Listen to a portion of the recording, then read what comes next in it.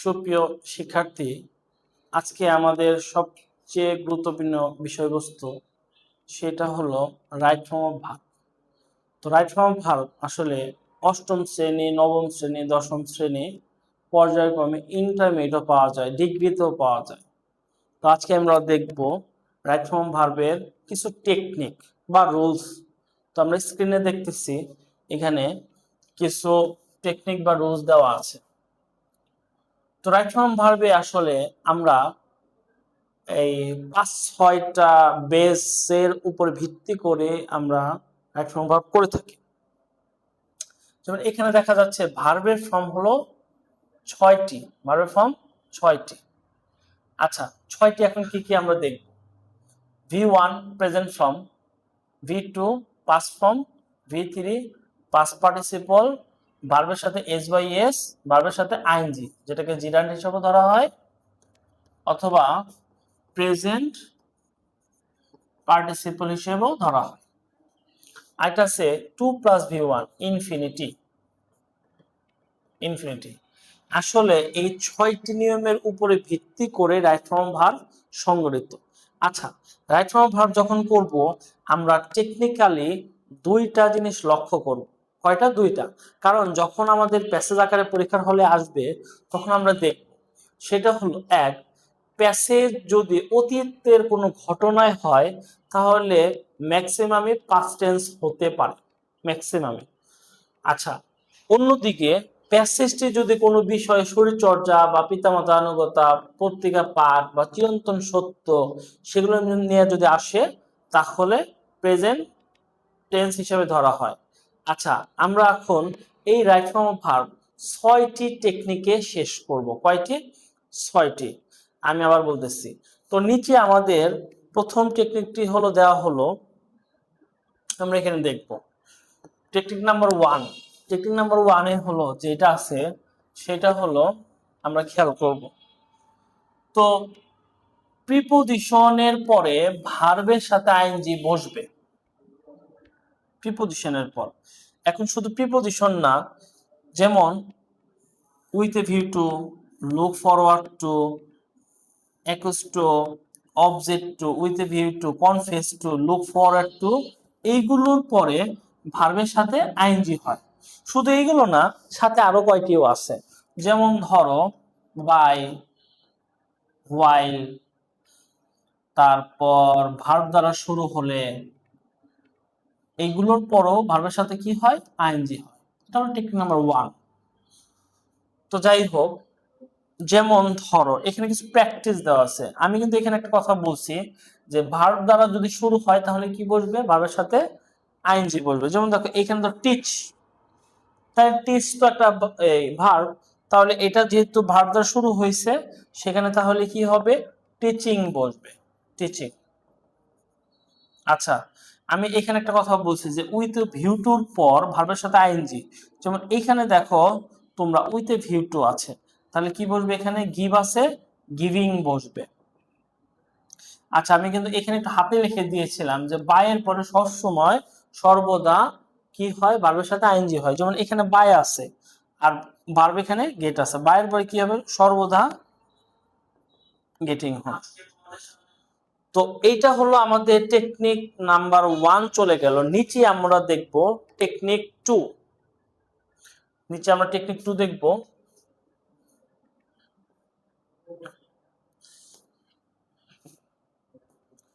আচ্ছা,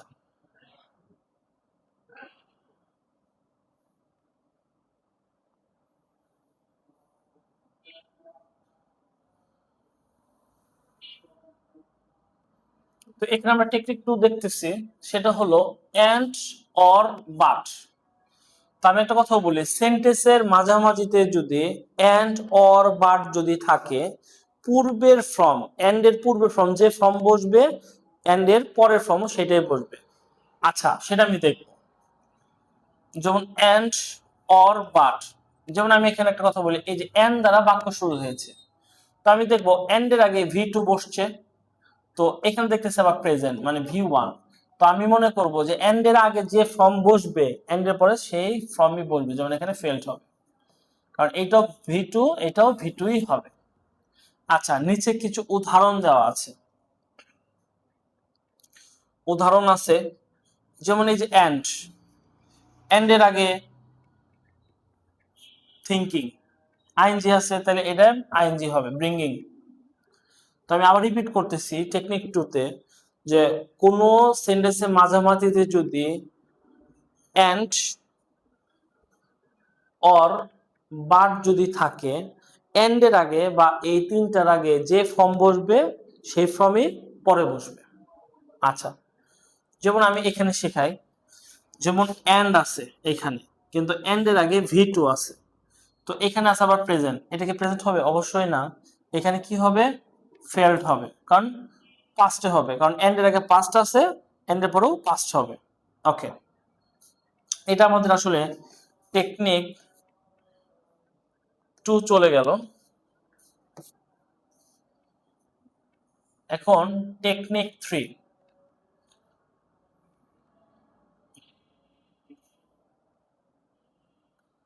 টেকনিক 3 তে আমি একটা কথা বলি, সাবজেক্ট সিঙ্গুলার হলে ভার্ব সব সময় সিঙ্গুলারই বসবে, সাবজেক্ট প্লুরাল হলে ভার্বও প্লুরালই বসবে।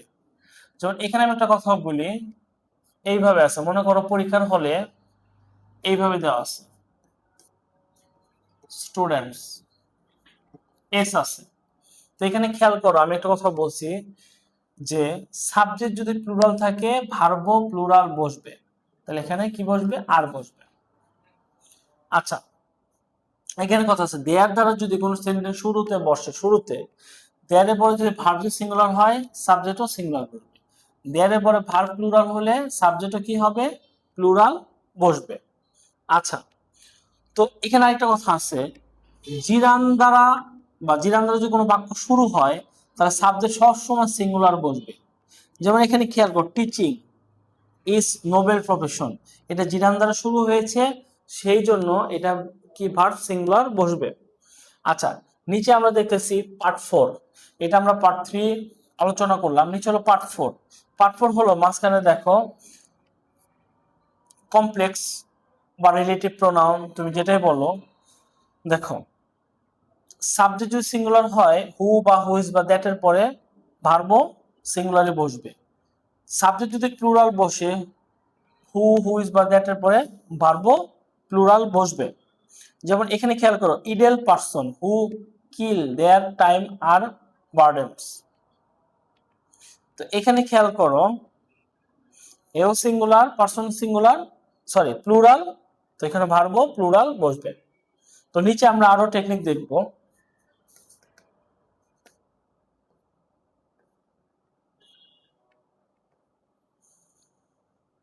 নিচে আমরা দেখতেছি আরো টেকনিক, যেটা দেখতেছি খেয়াল করো, কোন বাক্যের শেষে বা শুরুতে যদি usually, normally, occasionally, always, regularly, everyday, daily, often, generally, sometime যদি বোঝায়, সেখানে প্রেজেন্ট ইনডিফিনিট টেন্স বসবে, প্রেজেন্ট ইনডিফিনিট টেন্স বসবে। যেমন Mina goes to school every day, অভ্যাসগত, সেই জন্য এখানে ভার্বের সাথে এস বাই এস যুক্ত হয়েছে। আচ্ছা, আমরা পার্ট 6 এ দেখব স্টারডে, অ্যাগো, অ্যালং, ওয়ান্স, কোনো বাক্যের শেষে যদি এগুলো যদি থাকে, last day, last year, last month যদি থাকে, সেখানে কি বসবে? V2 বসবে। তো আমরা যখন রাইট ফর্ম ভার্ব করব তখন হলো আমরা অ্যাডভার্ব খেয়াল করব। কি খেয়াল করব? অ্যাডভার্ব খেয়াল করব। অ্যাডভার্ব আগেও থাকতে পারে, পরেও থাকতে পারে। ওকে,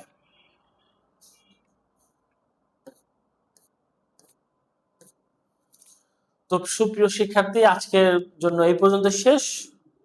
রাইট ফ্রম ভার্বে আরেকটা লেকচারে চলে আসবো আমরা। ধন্যবাদ।